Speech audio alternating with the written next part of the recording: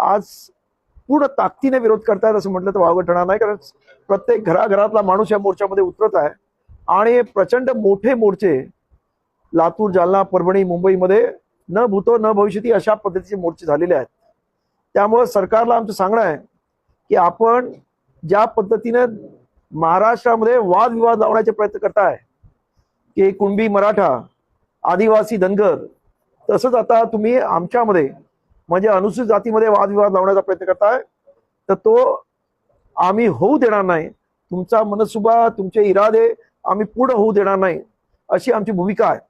आणि त्यामुळं आज हा सोलापूरला मोर्चा घेण्यात आलेला आहे. आणि मला पूर्ण खात्री आहे की सोलापूरचा मोर्चा सुद्धा न भूतो न भविष्यती अशा पद्धतीने होईल. खरं म्हणजे याची पार्श्वभूमी अशी आहे की ईव्ही चेन्नैया वर्सेस आंध्र प्रदेश यांची सुप्रीम कोर्टामध्ये 2004ला जी केस होती, त्या 5 सुप्रीम कोर्टाच्या जजेसने, म्हणजे जे बेंच होतं 5 जणांचं, त्यांनी असं म्हटलं की हा एससी समुदाय हा होमोजिनियस म्हणजे एक संघ असणारा समुदाय आहे आणि त्यामुळं या समुदायामध्ये कुठल्याही प्रकारचं असं उपवर्गीकरण करता येणार नाही. पण दुर्दैवानं या इथं सरकारला जेव्हा हे सरकार आलं आणि अचानक पंजाबच्या दलविंदर सिंग वर्सेस पंजाब अशी जी केस होती, तिचा 1 ऑगस्ट 2024 रोजी रिझल्ट देण्यात आला. त्याच्यात 7 जणांचं बेंच होतं. त्या 6 विरुद्ध 1 असा जो रिझल्ट दिला, त्याच्यामध्ये राज्य शासनाला अशा पद्धतीनं उपवर्गीकरण करण्याचा अधिकार देण्यात आला. अर्थात ते जबरदस्तीने नाही, राज्य सरकारला ते ऐच्छिक आहे, त्याने केलंच पाहिजे असं काही नाही आहे. आणि असं असताना सुद्धा राज्य सरकार म्हणजे खरं म्हणजे 6 विरुद्ध 1, जर आपण आधीचे 5 जणांचं बेंच आणि इकडचं 1 जणांचा विरोध असं आपण बघितलं तर 6 विरुद्ध 6 अशा पद्धतीचा हा एखादी निकाल आहे असं म्हणतात तर वावगं ठरणार नाही. आणि ते सुद्धा ऐच्छिक ठरवण्यात आलंय, तरी सुद्धा महाराष्ट्र सरकार जबरदस्तीने उपवर्गीकरणाचा घाट घालत आहे आणि त्याला या इथं असणाऱ्या अनुसूचित जातीच्या सर्व लोकांचा विरोध आहे. आज आमच्या बरोबर मातंग समाजाच्या नेत्या लोंढेताई आहेत, खाटीक समाजाचे पण आमचे शिरसाटजी आहेत, इतर चर्मकार समाजाचे खामकर किंवा आज बबनराव घोलप आणि बाबूराव माने हे 3घही जण या मोर्चामध्ये सामील होणार आहेत. आणि अनेक म्हणजे सर्व जातीची लोक याला विरोध करत असताना सरकार आपला अजेंडा राबवण्याचा जो प्रयत्न करतोय तो म्हणजे खरं म्हणजे एक बाबासाहेब आंबेडकरांच्या विचाराविरुद्ध आहे असं आमचं म्हणणं आहे. की बाबासाहेबांनी कधी या जे अनुसूचित जाती आहेत हा एक वर्ग म्हणजे डिप्रेस क्लास म्हटलंय आणि या सर्व वर्गाला अस्पृश्यतेच्या सर्व पूर्वीच्या काळामध्ये त्रास भोगावा लागलाय आणि त्यांना एकत्र बाबासाहेबांनी घटनेमध्ये 341 कलमान्वये 13% महाराष्ट्रात आणि देशामध्ये 15% आरक्षण दिलेलं आहे.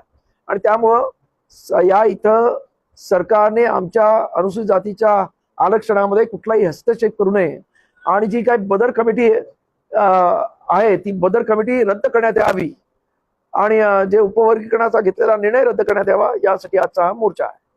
धन्यवाद.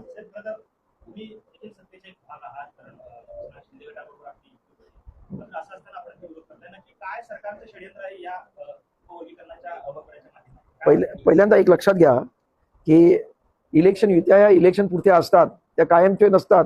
हे काही लग्न नसतं कायमचं, हे लक्षात घ्या. हे तात्पुरत्या इलेक्शनच्या युत्या असतात.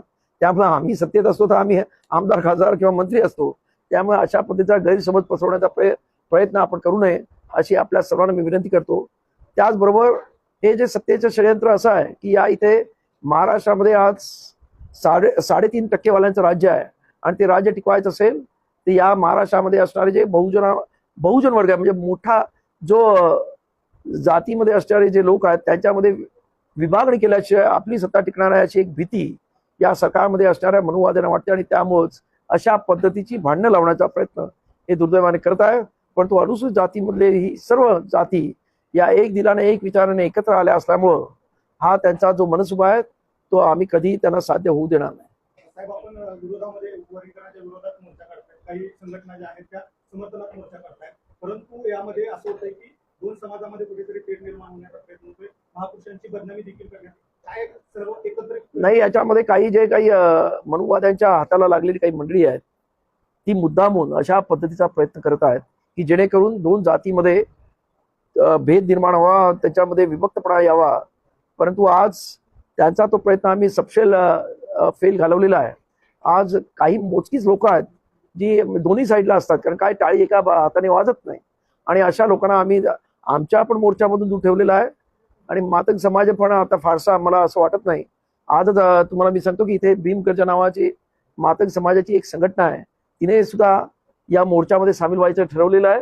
आणि त्याचे प्रमुख आज या मोर्चामध्ये इथे म्हणजे सोलापूरची ती संघटना आहे, 1000 माणसं घेऊन या मोर्चामध्ये सामील होणार आहेत. त्यामुळे हे जे काही वरवरती सोशल मीडियामध्ये जे दिसतंय ते काही खरं नाही. ती फार मोजकीच माणसं आपसामध्ये एकमेकाला शिव्या देतात आणि त्याच्यामध्ये मनुवाद्यांचे काही फेक अकाउंट्स मधून मुद्दामून अशी भांडणं लावण्याचा प्रयत्न केला जातोय. एक मिनिट, एका वेळी एक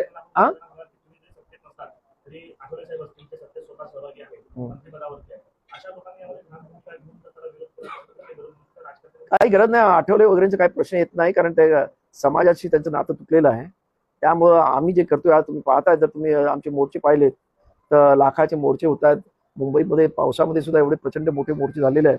त्यामुळं ही जी काही सत्ता लोलूप माणसं आहेत त्यांच्यामुळे काही फारसा फरक पडेल आणि समाजामध्ये काही वेगळं काही होईल असं मला वाटत नाही.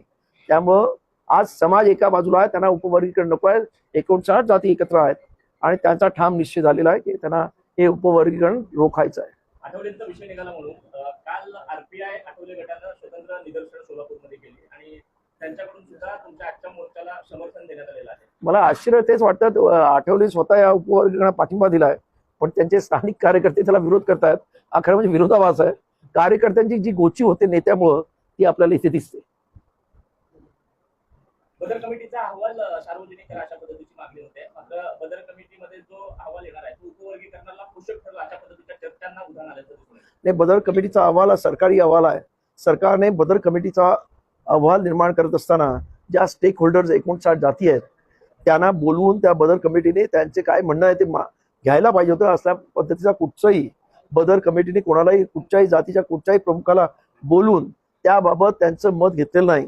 त्याने शासकीय लेवलवरती जी काही आकडेवारी त्यांना मिळाली आणि ती आकडेवारी सुद्धा आमच्या मते ती 2011च्या जनगणना आणि इतर काही तत्सम आकडेवारी घेऊन त्यांनी तो अहवाल बनवलेला आहे. त्यामुळे तो अहवाल खरं म्हणजे टिकणार नाही. कारण आपण जर सुप्रीम कोर्टात जजमेंट पाहिली तर सुप्रीम कोर्टाच्या जजमेंटमध्ये इम्पेरिकल डाटा म्हणजे अचूक डेटा असणं अशी अट सुप्रीम कोर्टाने उपवर्गीकरणासाठी घातलेली आहे. आणि दुसरं कंडिशन हे घातलेली आहे की राज्य सरकारने आपल्या स्वार्थासाठी कुठल्याही प्रकारचा असा उपवर्गीकरणाचा घाट घालू नये अशा पद्धतीचं त्या जजमेंटमध्ये लिहिलेलं आहे. दुर्दैवानं या इथं हे राजकारण करण्याचा प्रयत्न करतात आणि त्यामुळे ज्या पद्धतीनं कर्नाटकामध्ये अशाच पद्धतीनं उपवर्गीकरणाचा प्रयत्न केला आणि त्याला तिकडच्या हायकोर्टाने स्टे मिळाला, इथे जर सरकारने तसा प्रयत्न केला, आम्ही तर रस्त्यावरची लढाई लढूच, पण कायदेशीर लढाई सुद्धा आम्ही लढल्याशिवाय राहणार. पंजाब, कर्नाटक किंवा आंध्रमध्ये ज्या पद्धतीने उपवर्गीकरण लागू करण्यात आले तिथे काँग्रेसचं गव्हर्नमेंट आहे. तिकडे आपण आपल्या इथं भाजपचं गव्हर्नमेंट आहे आणि तिकडे काँग्रेसचं गव्हर्नमेंट आहे, पण इकडे काँग्रेसवाली वेगळी भूमिका घेताना भाजप आणि काँग्रेस कशा पद्धतीने नाही, या सर्व लोकांना अनुसूचित जातीबद्दल कसल्याही प्रकारचा प्रेम नाही आहे. माझं प्रामाणिक मत आहे की दोन्ही पक्ष हे सवर्णांचे पक्ष आहेत. त्यांनी कधी अनुसूचित जातीबद्दल प्रेम किंवा बाबासाहेबांबद्दल खास ओढ दाखवली नाही. परंतु आज एकंदरीत आपण जर पाहिलं, आता दिल्लीचं जंतर मंतरला झालं की आज बाबासाहेब आंबेडकर हे तरुणांचं आयकॉन झालेले आहेत. आज बाबासाहेब आंबेडकर जाती धर्मा पलीकडे गेलेले आहेत. ते खऱ्या अर्थानं भारतरत्न नव्हे तर विश्वरत्न ठरलेले आहेत. आणि आता सर्व जाती धर्माचे लोक बाबासाहेब आंबेडकरांना आपला आयडॉल मानायला लागलेले आहेत. तुम्ही हा जंतर मंतरच्या एकंदरीत जे काही तो हे झाला म्हणजे धर्मेश प्रधानांविरुद्ध म्हणजे प्रधानमंत्रीचा राजीनामा तेव्हा आपण पाहिलेला आहे. आणि त्यामुळं की हे जे काही प्रयत्न करतायत जी काही मंडळी मनुवादी, त्यांचे प्रयत्न यशस्वी होणार नाही असं माझं मत. या सर्व याच्यावरती आपले मोठे बंधू बाळासाहेब आंबेडकर काही भूमिका घेताना दिसत नाही. कारण महाराष्ट्रातला नव्हे तर भारतातला संपूर्ण समाज बाळासाहेबांना एक आयकॉन म्हणून मानला जातो. बाळासाहेब जे भूमिका घेतील त्याच्या पाठीशी जाण्याचा सर्व समाजाचा प्रयत्न असतो. मात्र अशा वेळेस बाळासाहेब भूमिका घेत नाही. बघा, ते प्रश्न तुम्ही त्यांना विचारा पाहिजे, मला विचारा पाहिजे नको. पण एखादी आंबेडकरी घराण्याची भूमिका म्हणजे मी आणि भीमराव आंबेडकर दोघांनी ही भूमिका घेतलेली आहे की आम्ही दोघंही उपवर्गीकरणाविरोधात.